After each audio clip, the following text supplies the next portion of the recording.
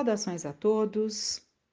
Nós vamos trazer para nossa reflexão uma passagem do Evangelho segundo o Espiritismo por Allan Kardec. Ninguém pode ver o reino de Deus se não nascer de novo, capítulo 4. Vamos ver a necessidade da reencarnação. Essa passagem é trazida por São Luís, Paris, 1859. A encarnação é uma punição e somente os espíritos culpados é que lhe estão sujeitos. A passagem dos espíritos pela vida corpórea é necessária para que eles possam realizar, com a ajuda do elemento material, os propósitos cuja execução Deus lhes confiou.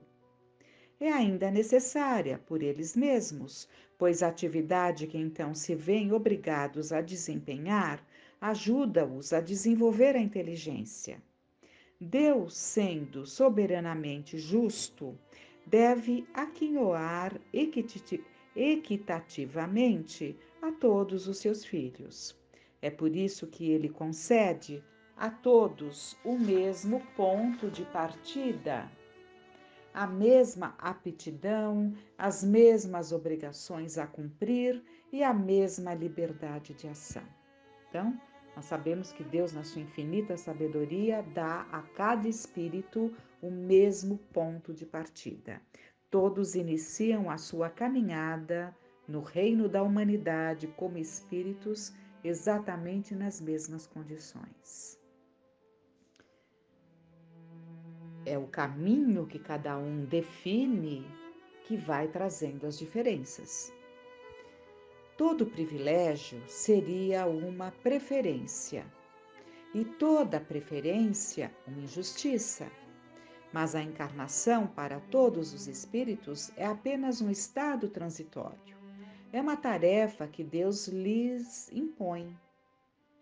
No princípio da existência, como primeira prova do uso que farão do seu livre-arbítrio. Os que executam essa tarefa com zelo sobem rapidamente, de maneira menos penosa, os primeiros degraus da iniciação e gozam mais cedo o resultado do seu trabalho. Os que, ao contrário, fazem mau uso da liberdade que Deus lhes concede, retardam o seu progresso, e é assim que, por sua obstinação, podem prolongar indefinidamente a necessidade de se reencarnarem, e é então que a encarnação se torna um castigo.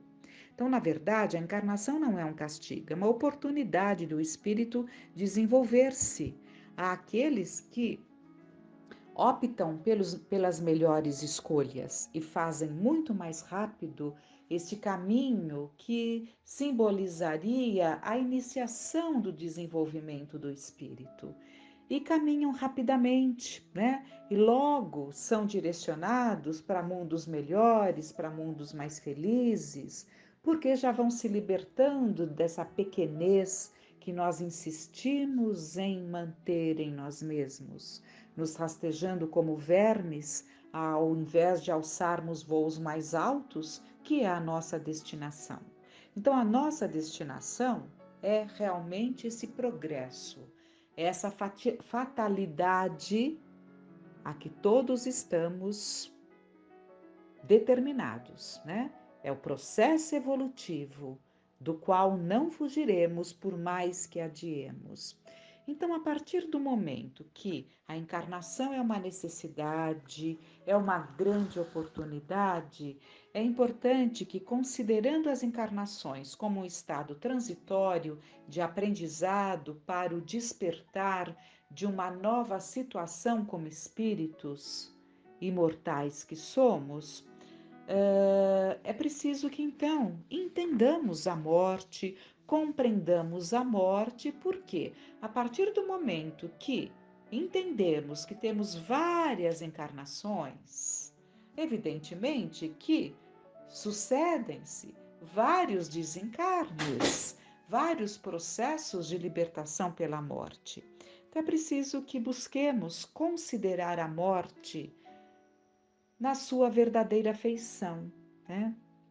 Então, no livro Lampadário Espírita, o espírito Joana de Ângeles, através da psicografia do Divaldo Franco, ela nos traz o tema considerando a morte. A problemática da morte decorre do comportamento de cada criatura durante a vida física. Por mais se alongue a existência corporal, momento chega em que a desassociação dos tecidos liberta a energia vitalizante, concedendo ao espírito encarnado que a movimenta o retorno aos pontos da erraticidade de onde proveio, né? Então é natural que todos passemos por esse processo de libertação dessa energia vitalizante. Então, assim como houve a encarnação, o mergulho na encarnação, há o processo do desencarne. Morrer é mudar de estado vibratório. Então, o que é a morte? É vibrar numa outra faixa. Morre cada pessoa conforme vive. Então, de acordo com como vivemos, é a forma como morreremos. E notem bem, a forma como morreremos não é exatamente o que se dá para que aquela alma abandone aquele corpo. É a forma como esse espírito se coloca ao abandonar o corpo, né? É isso que lhe confere a condição de um padrão vibratório melhor, uma lucidez mais acentuada ou não, né? Dependendo ali de cada um. Então, morre cada pessoa conforme vive, ligada às paisagens festivas da esperança ou algemada às paixões fatigantes dos seus desvarios. Reservando somente pequenos espaços mentais para cultivar os pensamentos de ordem superior, ou psiquicamente aclimatado ao amolentamento do caráter, ou educado dentro de padrões comodistas, a morte para esses invariavelmente se afigura como fenômeno que propicia o aniquilamento da personalidade em cujo curso se apagam as luzes da consciência. Então, nós sabemos que o nosso cérebro é composto por compartimentos, digamos assim, como André Luiz coloca no livro No Mundo Maior, né? E há um espaço, né, em que são trabalhados, são cultivados os ideais nobres. Então, todos os pensamentos nobres que alimentamos, eles ocupam um determinado espaço no nosso cérebro, se pudéssemos dividi-lo por compartimentos, como André Luiz faz, para que entendamos melhor, né? Só que essa parte, né, que seria a parte superior do nosso cérebro, ela de certa forma, ou na verdade, ela é muito pouco explorada, porque muito pouco direcionamos no nosso dia para os pensamentos nobres. Por isso que ele fala, a Joana de Ângeles fala, reservando somente pequenos espaços mentais para cultivar os pensamentos de ordem superior. Né? Que grande alerta! Ela fala também da situação que vamos amolentando o nosso caráter, né?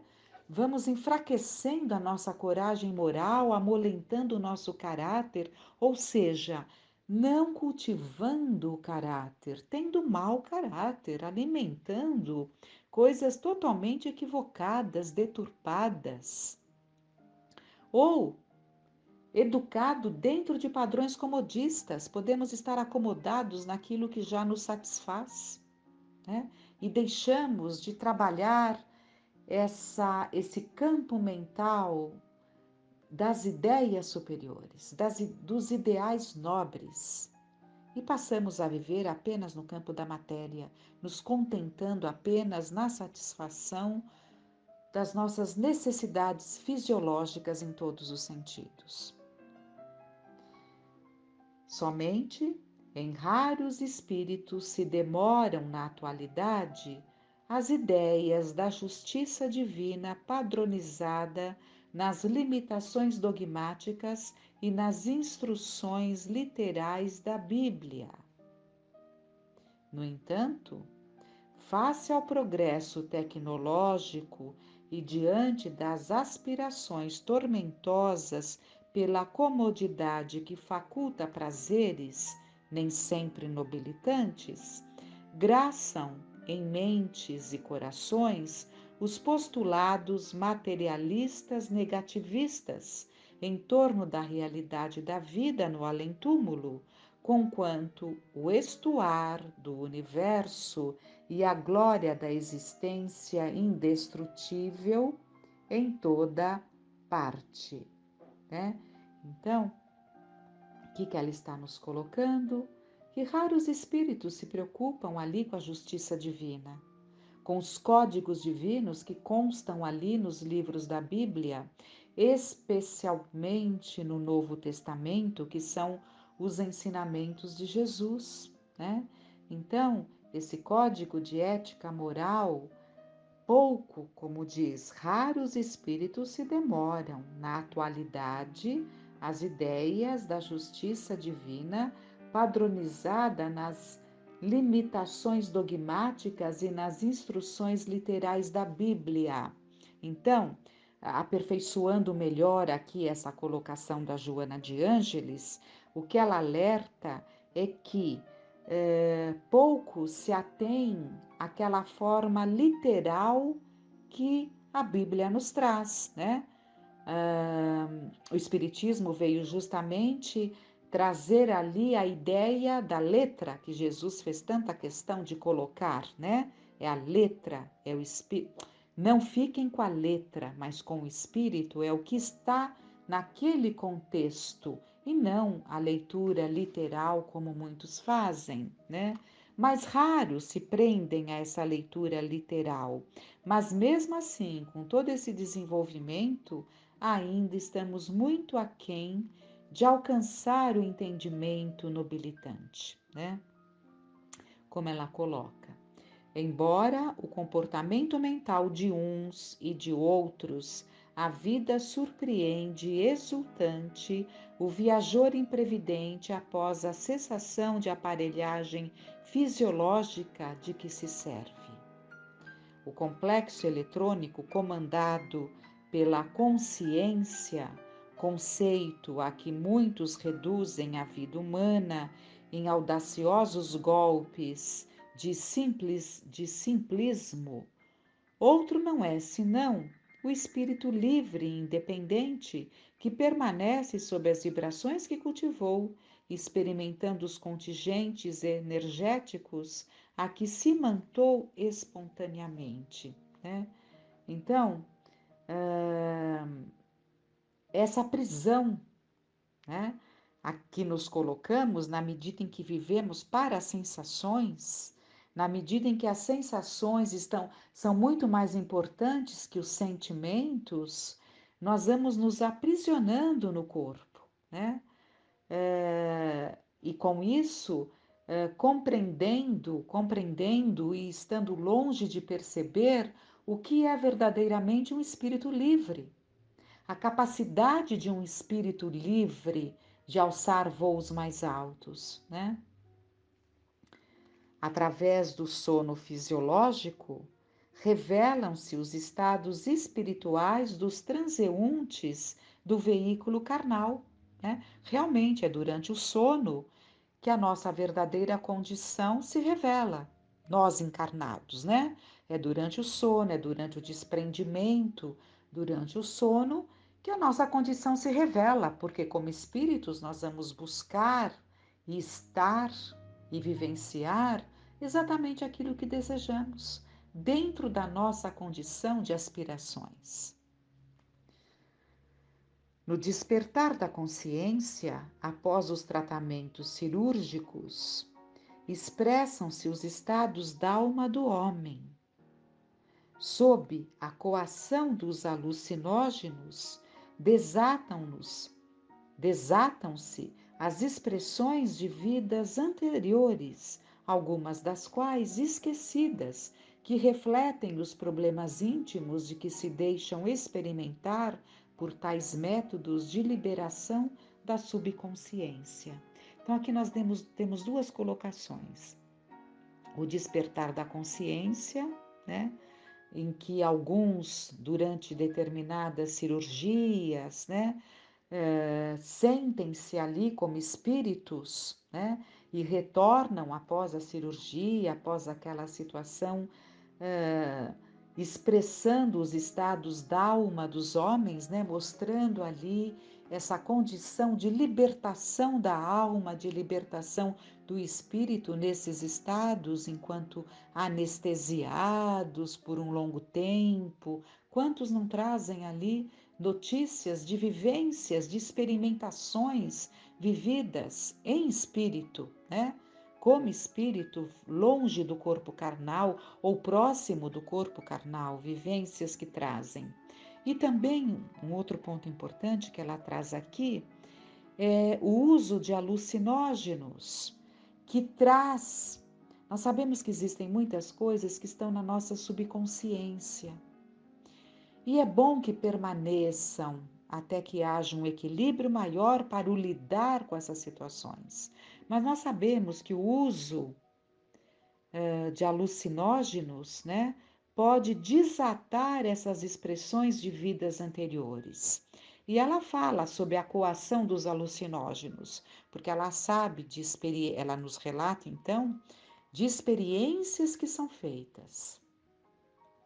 Muitas vezes indevidamente, sem dúvida nenhuma, né?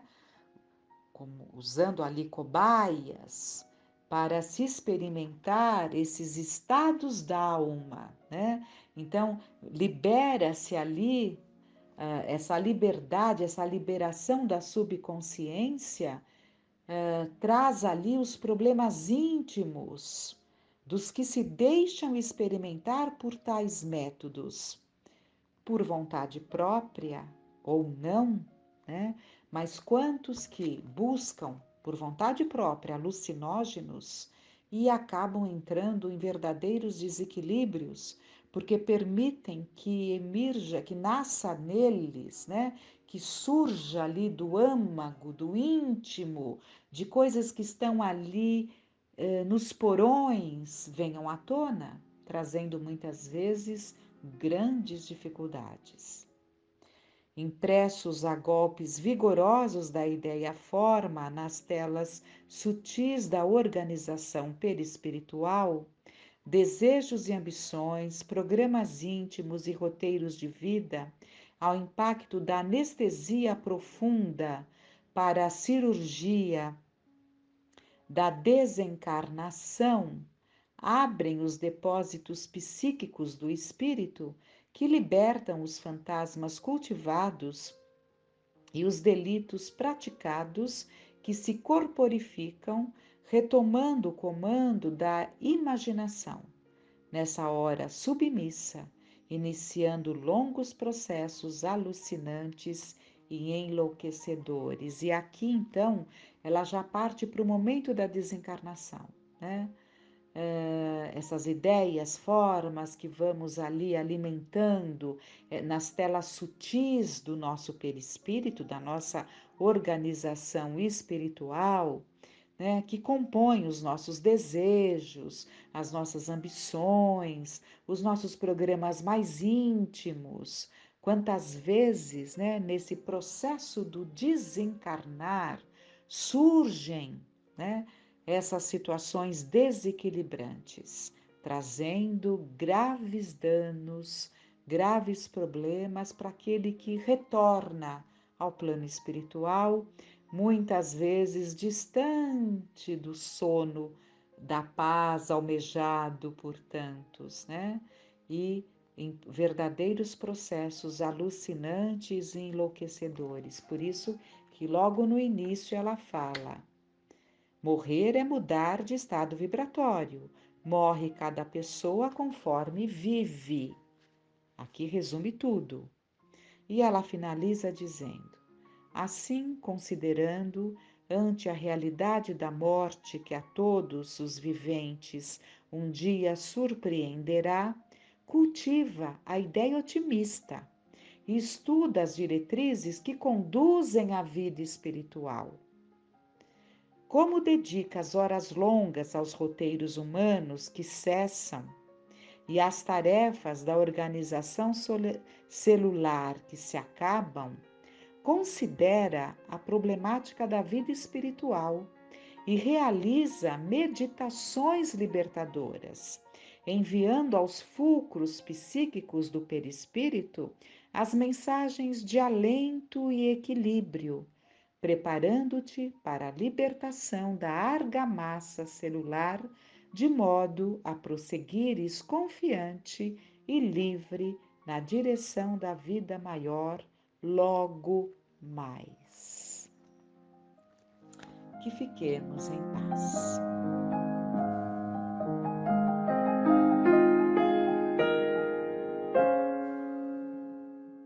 Olá, pessoal, tudo bem?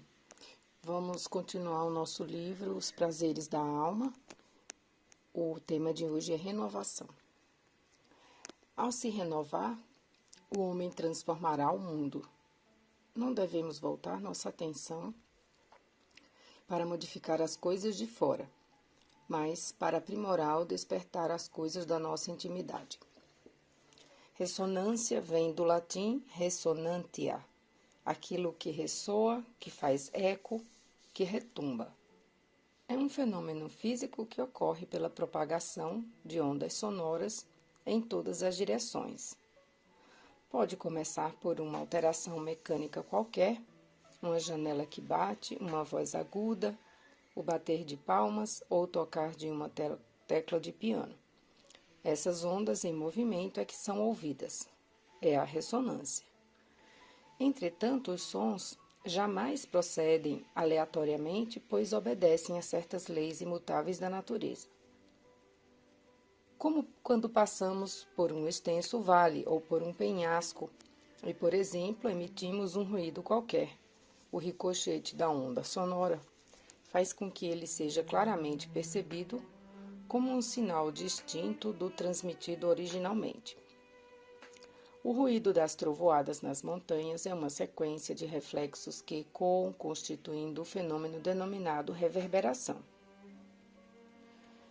A harmonia ou desequilíbrio no ambiente familiar é, na verdade, uma ressonância ou reverberação pessoal ou coletiva, resultante das atividades mentais do eu individual ou grupal que formam o clima energético da moradia.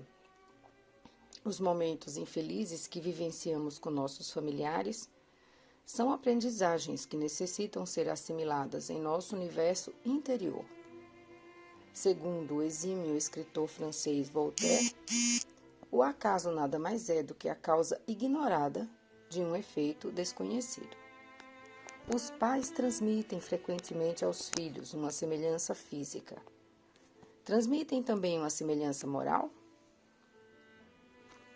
É a questão 207 do Livro dos Espíritos, livro 2º, capítulo 4, Pluralidade das Existências, item 8, Semelhanças físicas e morais. Não, porque se trata de almas ou espíritos diferentes. O corpo procede do corpo, mas o espírito não procede do espírito. Entre os descendentes das raças, nada mais existe do que consanguinidade.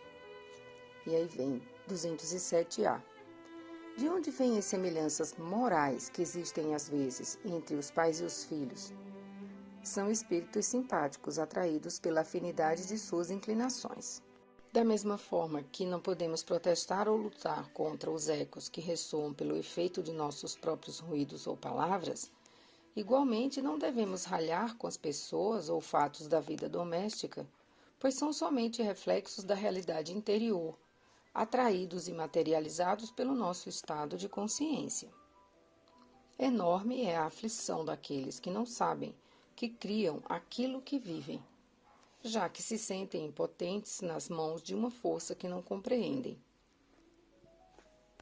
No entanto, quase todos nós fazemos exatamente isso em nosso cotidiano.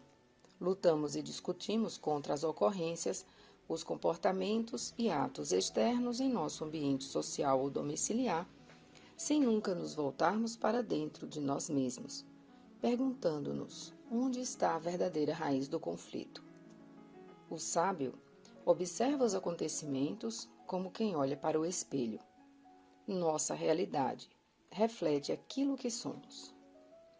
Ninguém em sã consciência brigaria com o próprio eco, pois estaria na realidade lutando contra si mesmo. Ao fazermos esse jogo imaturo, tomamos para nós uma luta inglória em que não há vencedores, apenas vencidos. Quem deveríamos derrotar numa batalha em que escutamos apenas a própria voz ecoando? Indivíduos de uma mesma família precisam perceber seu poder de ação na atmosfera energética familiar, analisando os atos e atitudes vivenciados no dia a dia como se estivessem expostos numa vitrine. A partir dessa observação, cabe-lhes alterar comportamentos inadequados e rever posturas de inflexibilidade. A providência divina nos ensina autorresponsabilidade aliada à renovação.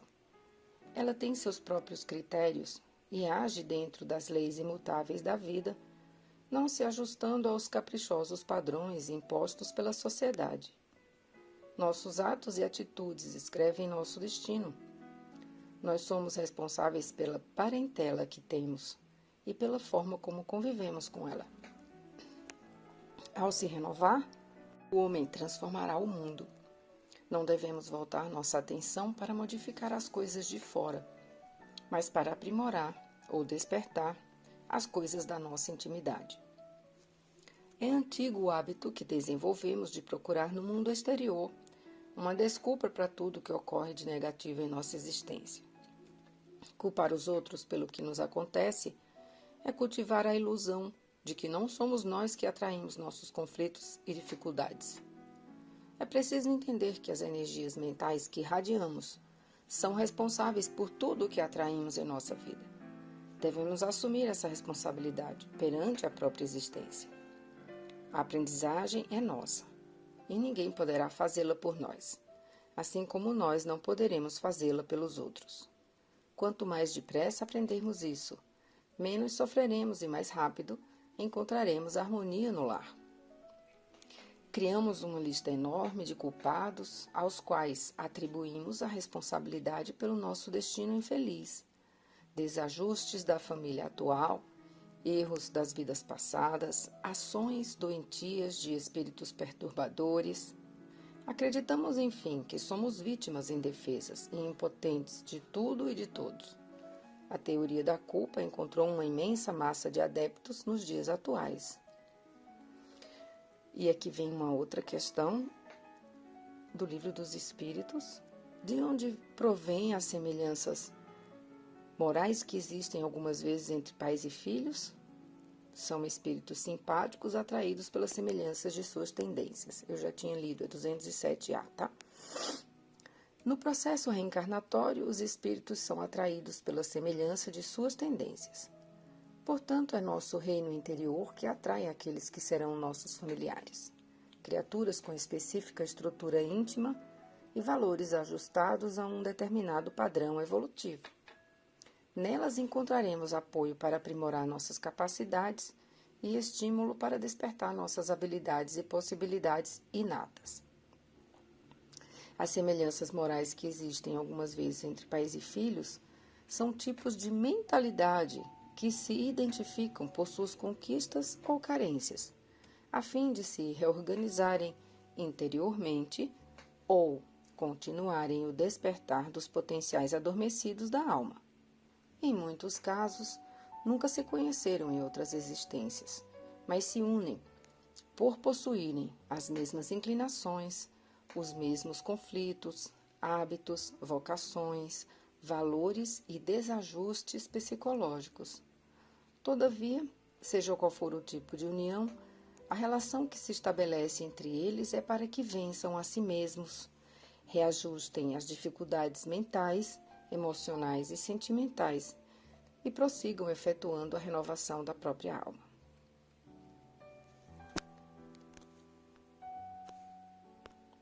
Essa foi a primeira parte. Vamos para a segunda.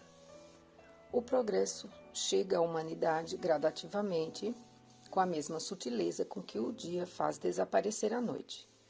Ele desce quase que imperceptível sobre as criações e as criaturas, como um orvalho fecundo e fundamental à nossa vida de espírito imortal. O Dr. Carl Gustav Jung definiu a sincronicidade como coincidência significativa de um estado psíquico com um ou vários fatos externos correspondentes. Ocorrência entre eventos psíquicos e físicos. São acontecimentos coincidentes no tempo e no espaço que, embora aparentemente inexplicáveis, estabelecem relações conexas do ponto de vista psicológico. A noção dada por Jung de sincronicidade pode ser em parte reconhecida como a dinâmica interligação entre a alma e o mundo material. A vida assemelha-se a um fluxo multidimensional, pelo qual as criações e as criaturas estão passando no universo.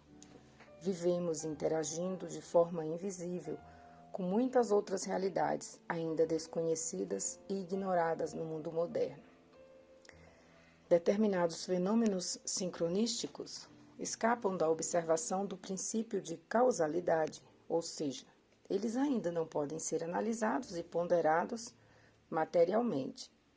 A ciência atual ainda não chegou a entender como a lei de causa e efeito funciona em determinados eventos e circunstâncias transcendentais. Entretanto, fenômenos sincronísticos não podem ser considerados acasos. O acaso é cego e não pode produzir os efeitos da inteligência. Um acaso inteligente não seria mais o acaso. E aqui vem a questão 8 do Livro dos Espíritos, livro 1, capítulo 1, Deus, item 2, provas da existência de Deus. Que pensar da opinião que atribui a formação primária a uma combinação fortuita da matéria, ou seja, ao acaso? Outro absurdo. Que homem de bom senso pode considerar o acaso como um ser inteligente? E, além disso, o que é o acaso? Nada. Vem um comentário. A harmonia que regula as forças do universo revela combinações e fins determinados e, por isso mesmo, um poder inteligente.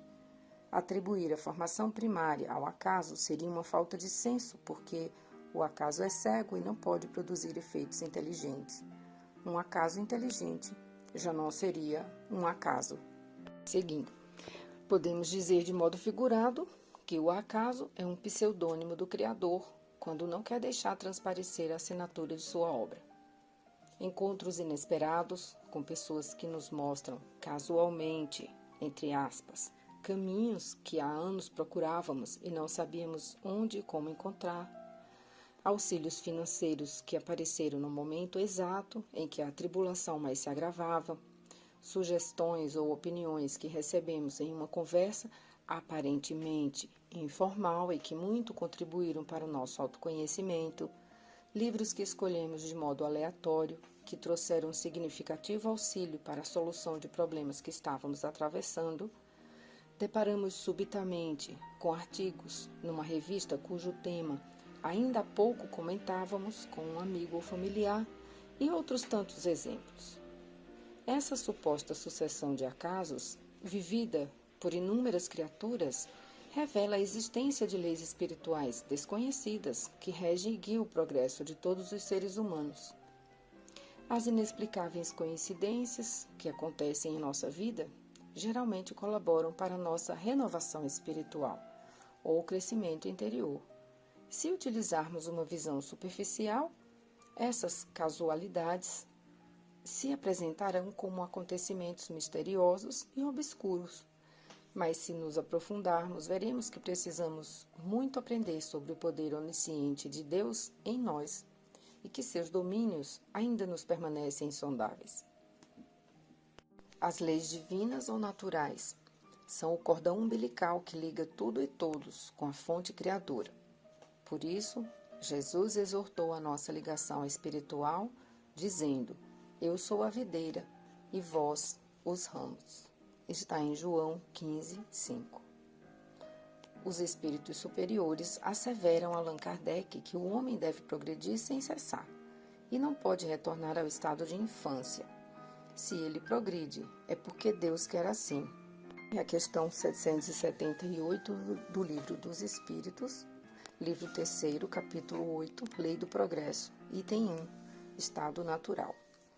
O estado natural e a lei natural são a mesma coisa? O homem pode retrogradar para o estado natural?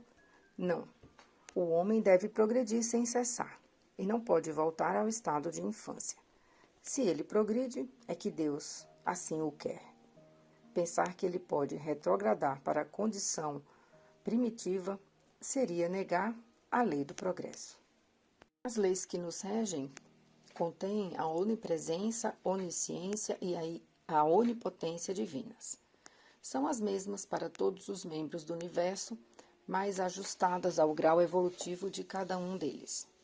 O homem deve progredir sem cessar, uma vez que a renovação espiritual não é produto de um ensinamento, mas está em germe em todos os seres.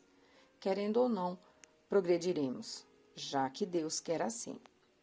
O progresso chega à humanidade gradativamente com a mesma sutileza com que o dia faz desaparecer a noite. Ele desce quase que imperceptível sobre as criações e as criaturas, como um orvalho fecundo e fundamental à nossa vida de espírito imortal. Nada vem do nada.